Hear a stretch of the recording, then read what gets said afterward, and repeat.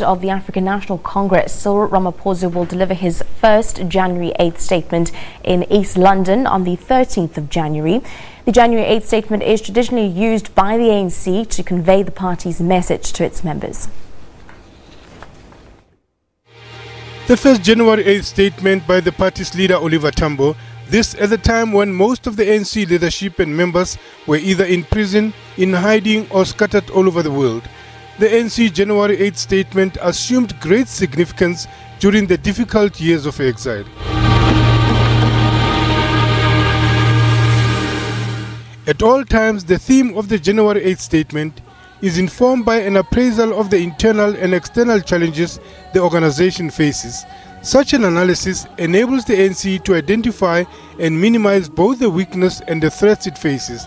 At the same time, it enables the ANC to exploit the opportunities that are available as it builds itself into a robust machinery.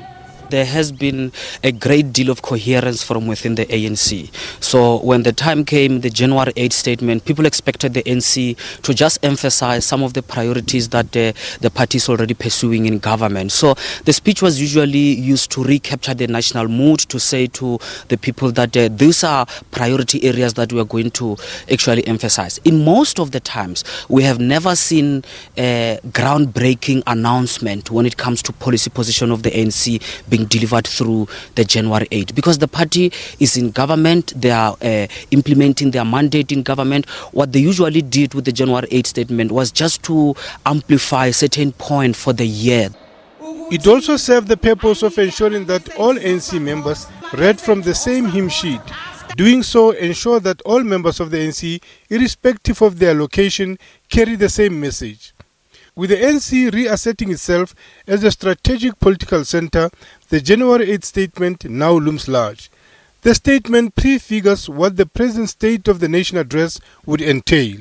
This year, it is a very different January 8th statement. I mean, I remember very well that some years in the past we used to say it is very different, but it was on a gradualist approach. But now the problem is that the ANC that went into the elective conference in December a few years ago, it came out a very different ANC. They have taken radical policy positions that I think the nation and even the international community will need a voice as to what do they mean in terms of the programs of the year. What do they mean, those policy positions that they've taken with regard to expropriation of land without compensation, free education? What will they translate into when it comes to programs of the year? That is, I think, the level of anxiety that this year's speech comes against.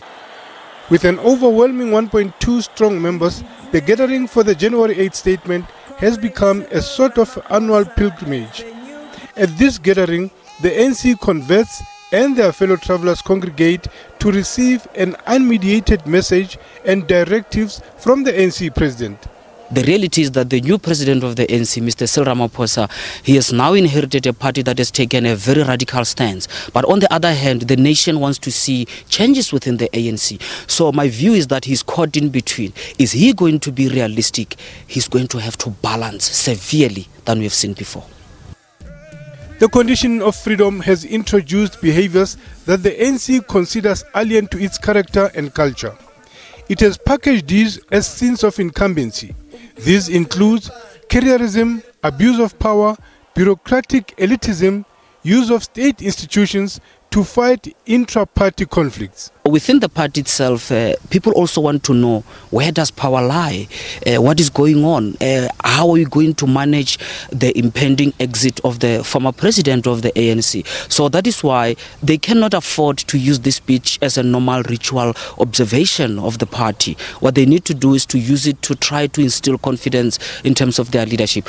We have not had the president of the ANC speaking to the nation since he was elected in December. He gave a speech, but it was meant for the ANC, no doubt about it.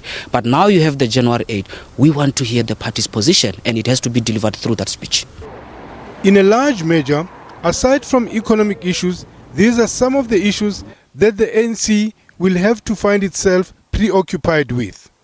Lehana Tsotetsi, SABC News, Johannesburg.